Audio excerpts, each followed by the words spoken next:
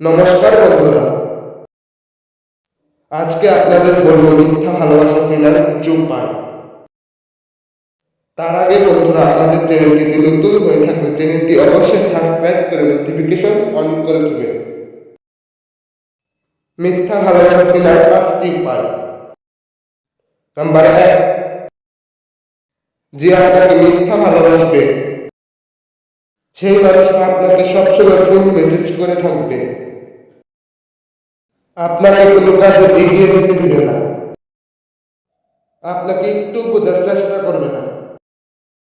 আপনাকে যদি সত্যি ভালোবেসে থাকতো তাহলে আপনাকে দিন রাত ফোন মেসেজ না করে এগিয়ে যাওয়ার জন্য নিশ্চয় সময় দিত। নাম্বার 2, যে আপনাকে মিথ্যা ভালোবাসবে সেই মানুষটা আপনাকে কিছু না কিছু অবশ্যই পাওয়ার আশা করবে। বিনা স্বার্থে আপনার সাথে সম্পর্ক করবে না, আপনার প্রয়োজন শেষ আপনাকে ছেড়ে চলে যাবে।